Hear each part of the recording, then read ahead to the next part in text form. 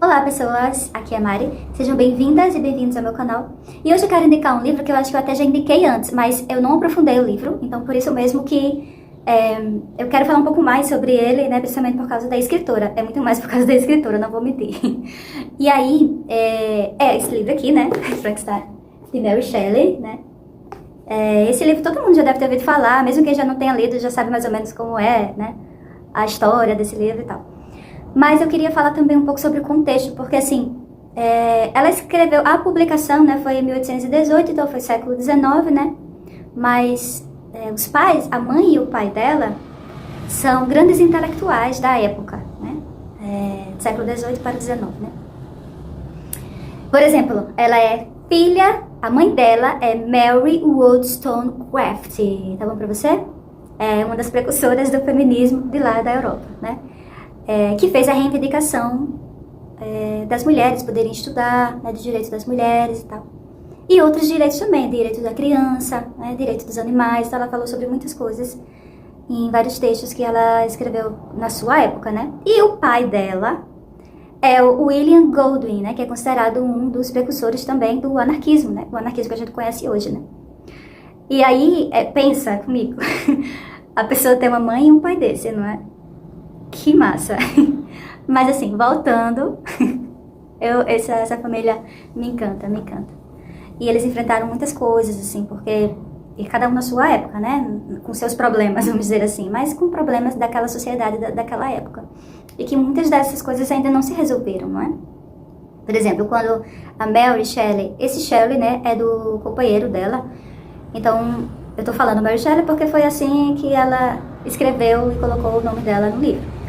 Mas, assim, o Percy Shelley também era um grande conhecido daquela sociedade, porque ele era um poeta muito bem sucedido, mas não financeiramente, mas pelo menos intelectualmente falando, né? E, enfim, e o próprio Percy Shelley, ele provocava muito a Mary, né? Porque ele ficava dizendo, como que você se sente tendo uma mãe e um pai intelectuais super famosos, né? Eles não eram ricos, né?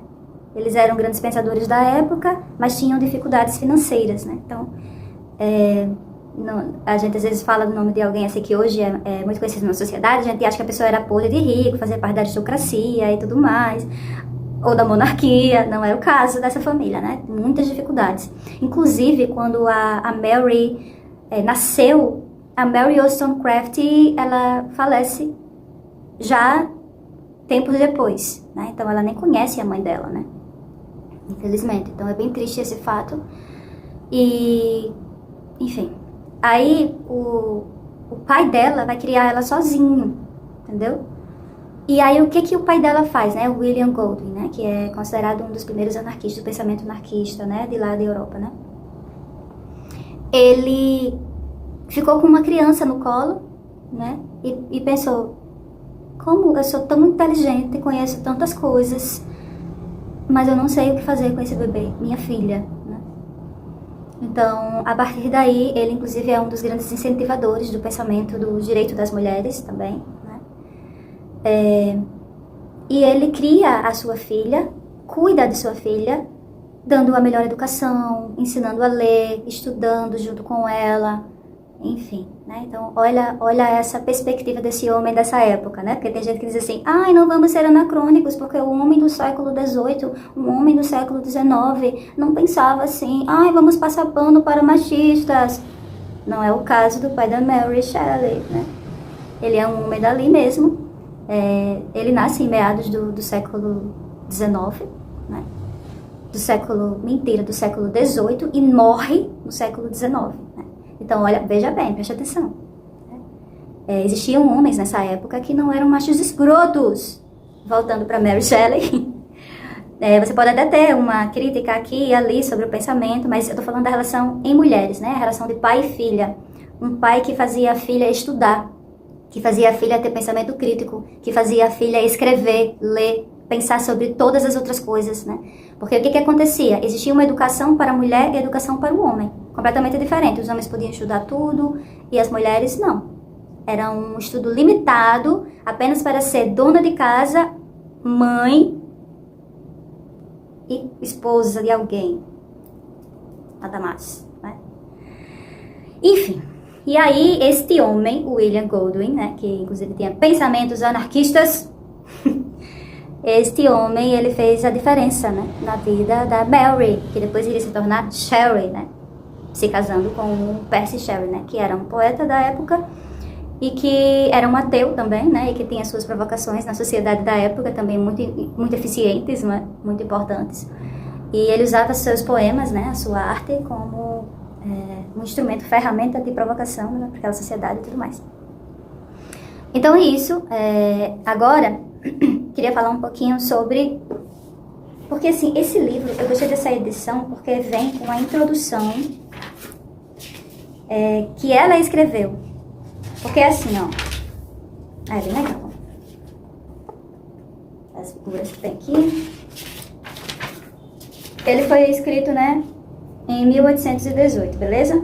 Mas a edição definitiva, datada com o nome dela, porque teve todo aquele processo, né, de não colocar o nome dela, que a sociedade não ia aceitar mesmo, a mulher, será que foi ela mesma que escreveu, né, essas coisas. E aí a edição definitiva é de 1831. E aí aqui tem o texto na íntegra da edição de 1831, com a introdução dela, que ela escreveu. Aí eu quis muito esse... Eu comprei ele em 2000, essa edição aqui em 2020, mas essa edição ela é de 2019. Aí, ó, deixa eu ler só um pedacinho. Decidiram publicar Frankenstein em uma de suas coleções, editores das Stand Novels. Expressaram o desejo de que eu falasse sobre as origens da história. Estou mais do que disposta a dizer, por isso, me permite dar uma resposta geral à pergunta tantas vezes dirigida a mim. Como eu, na época, uma jovem, posso ter pensado e desenvolvido uma ideia tão hedionda? É verdade que sou muito avessa à ideia de falar sobre mim no papel. Mas, como minhas considerações aparecerão apenas como apêndice de uma obra anterior, limitadas às questões de minha condição como autora, mal posso me acusar de intromissão pessoal. Não é surpreendente que, a filha de duas pessoas de distinta fama literária, eu tenha pensado desde cedo em escrever. Quando pequena, eu rabiscava meu passatempo preferido naquela época. Durante horas de recreação, era escrever histórias. Porém, eu tinha um prazer ainda maior do que esse, que era fazer castelos no ar. O prazer de sonhar acordada, seguindo trilhas de pensamento cujo objetivo era formar uma sucessão de incidentes imaginários. Meus sonhos eram ao mesmo tempo mais fantásticos e agradáveis do que meus escritos. Nesses últimos, eu era estritamente uma imitadora, mas repetia o que os outros já haviam feito, do que colocava no papel as sugestões de minha própria mente. O que escrevia era destinado para ao menos um outro olhar de meu companheiro e amigo de infância, mas meus sonhos eram só meus. Não os contei para ninguém. Eles eram meu refúgio quando estava aborrecida, meu maior prazer quando estava livre. Quando menina, vivia a maior parte do tempo no campo e passei um período considerável na Escócia. Eu fazia visitas pontuais aos locais mais pitorescos, mas minha residência costumeira ficava nas costas vazias e sombrias ao norte de Tay, perto do Dundee. Chamo-os de vazias e sombrias em retrospecção. Na época, não pareciam assim aos meus olhos. Elas eram um ninho da liberdade e a região agradável onde, despercebida, podia comungar com as criaturas das minhas fantasias. Um parêntese, a criatura é o monstro, né? Frankenstein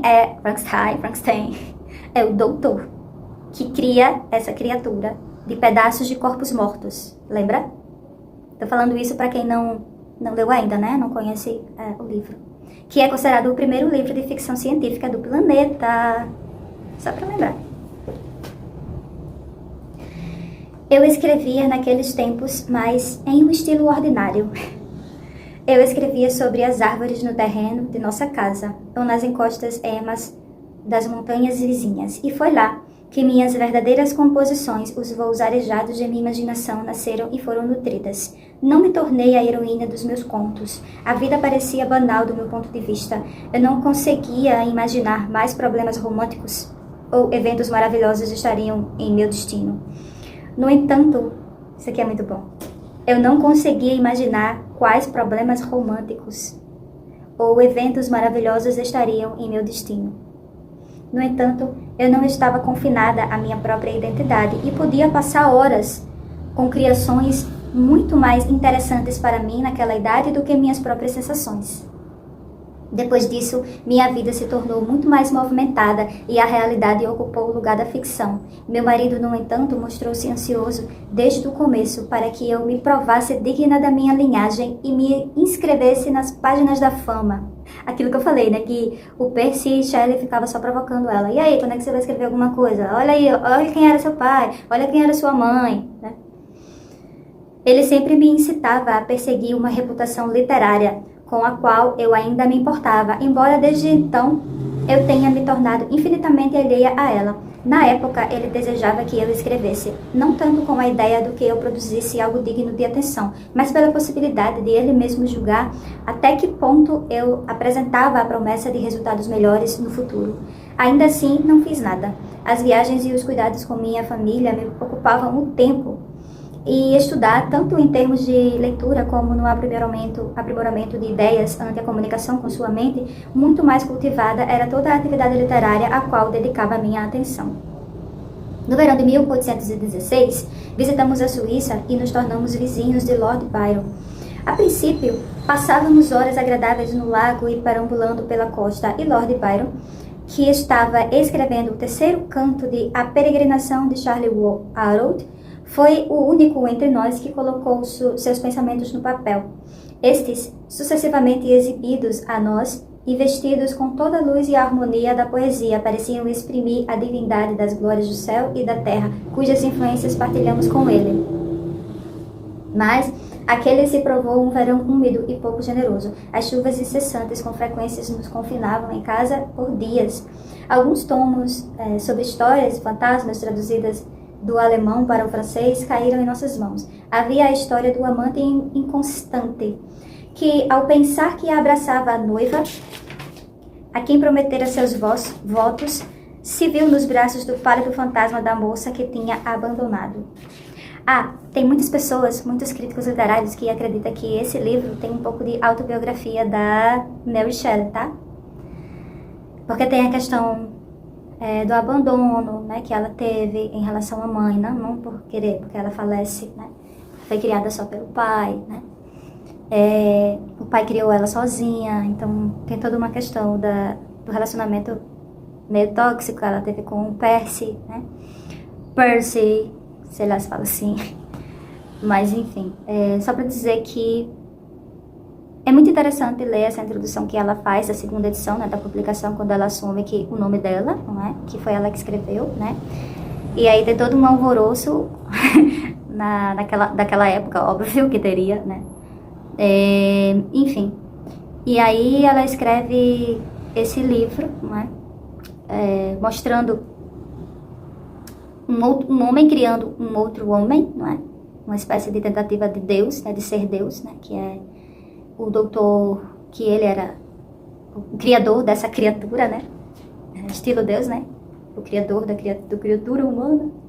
Só que ele faz essa criação a partir de partes de pessoas mortas, né? E aí, depois ele se arrepende. Eita, o que foi que eu fiz, né? Se arrepende, fica caladinho, não fala pra ninguém. E aí eu não vou ficar dando spoiler do livro, não, tá? Tô só contando uma parte do babado, assim, só pra vocês ficarem instigados a querer ler.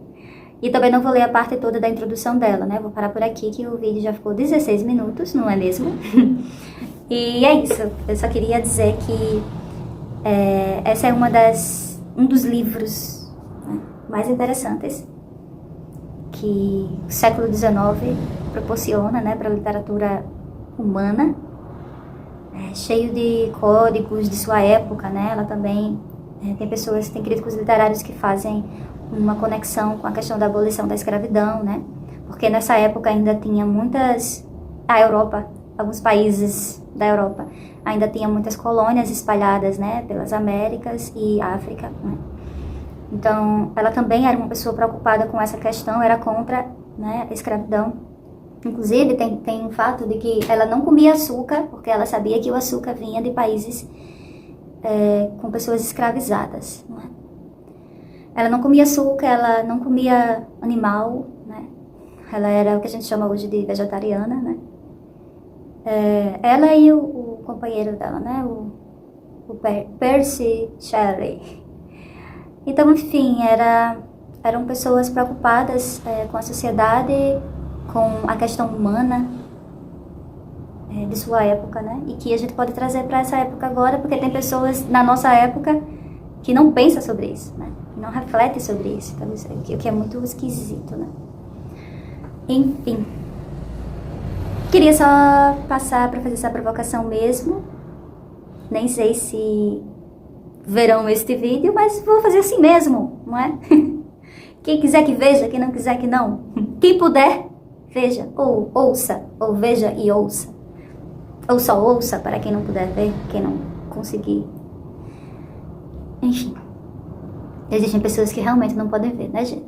Que só podem ouvir e vice-versa. Então é isso. Acho que deu para dar uma introduzida no assunto. Lembrei de algumas coisas que eu não tinha falado lá no outro vídeo. Um cheiro, até a próxima. Tchau!